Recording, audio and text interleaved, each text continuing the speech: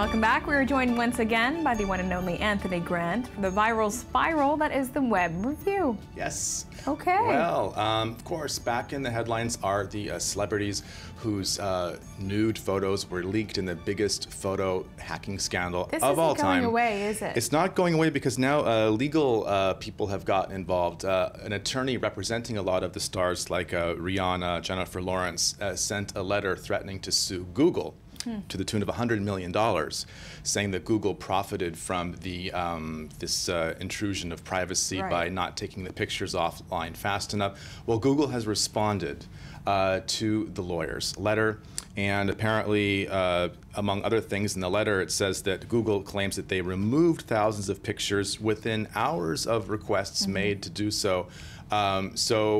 Again, Google isn't poo-pooing these accusations. They have responded, but it looks like this is not the end of the scandal. Yeah, and isn't that just pocket change, more or less, for Google, if it were to come to that? As scary as that is, $100 million probably is just pocket change to Google, but it's also a symbolic kind of thing, because if the lawyer were to prevail in this case, it kind of sets a precedent for future potential leaks. And it's not really Google's fault. I mean, Google wasn't responsible for the leak, and I guess it's like blaming the phone company for an obscene phone call. You know, it's sort of they're just playing the blame game. Who can we blame? Who can we make pay for this? Yeah, and in the meantime, it keeps it in the news, right? So in a sense, the celebrities, in a sense, benefit from that. So interesting legal give and take there. Okay. Yeah. So the celebrity nude photo saga is not over. Not over, unfortunately. One celebrity, whose photo was not leaked, mercifully enough, Jeff Goldblum. Oh. Yeah. Quirky sense of humor, great actor. I haven't heard about him in a while. Okay. Yeah, haven't seen The Fly on DVD for a while. Lots of great films. Actually, he's in a commercial now that it's causing a bit of a stir online, because he's it's for, I think, for GE and light fixtures, and he talks about how good lighting is so important to his career. I think we have a little clip of it. Okay. What does it take to live a life of fame on the big screen, the small screen, even the silk screen? That's my face. The answer may surprise you: really great lighting. Have I benefited from exceptional lighting? You tell me. Okay. Yeah, I love that last shot. Yeah. It's okay. For Jeff Goldblum fans, it's really 2 minutes or whatever it is of fun, regardless of what he's trying to hawk there. Yeah, it's a nice little comeback. Yeah, I think it's a Home Depot tie-in. He's so loved, you know, and it's a cute commercial. Yeah, very quirky. I think he's channeling Liberace there. Okay. And 1970s, whatever. So fun stuff. Okay. Speaking of throwbacks, of course, Tony Bennett is back in the news because his album is the first to go #1 for someone who's of his advanced age. Wow. And it's cheek to cheek with, of course, Lady Gaga's help. Oh yeah, that's a hit. A bit of a booster, right? Yeah. But again, and they were together on the stage briefly in Tel Aviv last month. Weeks so ago, that was some initial publicity for that. But yeah, this is really you know, bringing down the house. Apparently, I haven't heard it. Have you? Actually, I believe I have. He also is really good. He also did one with Amy Winehouse as well, didn't he?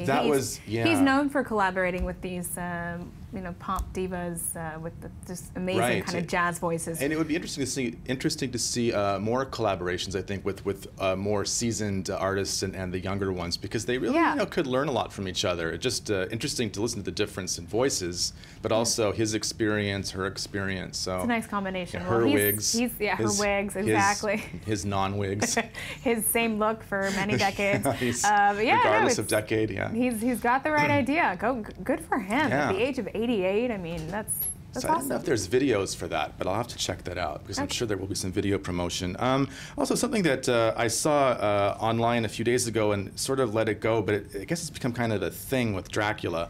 Archaeologists believe they've found the dungeon that the original Count Dracula, a 15th century Romanian prince by the name of Vlad Tepes, was thrown into in Turkey back when Turkey wasn't Turkey, but it was the Ottoman Empire. Right. Yeah, it was something reported in the Turkish newspaper Hurriyet, the Tokat Castle, where he was imprisoned for a while, and when he emerged, I guess he escaped from those dungeons, and then when he got back to his native Romania, he started impaling Turks when they came onto his turf, and that's why he got the nickname Vlad the Impaler. Okay. Yeah, nice. So for Dracula fans, and you know, yeah, for Dracula fans, I mean, this could boost tourism, couldn't it? I'm sure it will. Maybe not in Turkey. Or maybe it could, and, you know, or in Romania, whatever. Yeah. But you know, I was reading the story while listening to Super Freak, because who wouldn't be? And I thought, doesn't Vlad Tepes look like singer Rick James? You know what? He took that inspiration. He coined that look, but he did not in the end. This is Dracula's look. Neither one of us is still with us, I have to say, but they live on in spirit in different ways. I like that connection, too. Yeah, interesting stuff there. You know, history is so interesting. And also interesting is Charlie Sheen.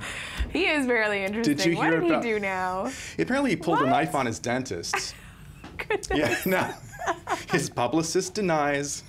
His lawyer says rock cocaine was not involved, but he had a bad reaction to some nitrous oxide and got into a little bit of an altercation there with the hygienist, I believe. Okay. I don't know if, you know, they're just asking. I mean, TMZ is basically saying that he did it, but other sources are saying, no, it was just, you know, Charlie Sheen being Charlie Sheen, and there was no actual knife attack involved. But would you want to be his dentist? Not at all. He's quite the character.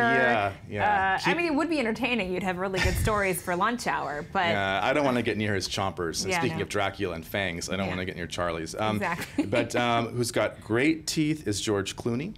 Yep. And people are saying that after the celebrity wedding with Amal Alamuddin, people are taking bets. Is this guy going to run for president at some point? Not like next year or the year after, but he could have political aspirations. That's interesting. I mean, he is pretty on top of the world at the moment. He's close friends with President Obama. Yeah. I mean, not maybe close friends, but they are friends. Well, it's not the first time a Hollywood actor would become president, so...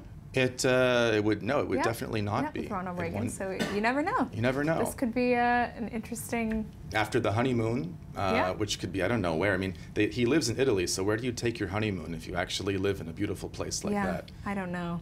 New Jersey. Yeah. You know, that'd be more just to shake things up a bit. Go to Atlantic City. Anyway. Okay, well. Interesting stuff. I don't know if there's time for one more, but... I think we do have time. Did you hear about this Banksy mural? Famous British graffiti artist that was actually erased, not even by mistake, but it was, there's actually a picture of it. Now it's gaining some internet fame. Banksy did this mural, which has sort of a political dimension to it about immigration. Anyways, it was taken the wrong way by the people at this coastal town, I think Clacton-on-Sea in Britain, and so they papered it over, painted over it. Wow. And now it basically exists only online. Okay. But it was causing a bit of a stir there in the British press. I see. Yeah, but he's a revolutionary. He's just so well loved, and he's so talented, and but that's the point of street art, isn't it? To make a statement. To make a statement, and also if someone, you know, apparently this was worth something like £400,000. So also the city council, in a way, it was good for tourism in a sense that they had a Banksy mural in this kind of out-of-the-way town. But now, of course, they put themselves on the map for censoring it. So wow, okay. Maybe he'll come back and paint another one. That's right. That would be interesting to see if he returns to what's the Clacton-on-Sea. Clacton-on-Sea. Yeah, somewhere only in England. Exactly. Is anything called something on sea. On sea. Well, on that note, we will finish with the segment. Tony, thank you for this so much. web review this morning.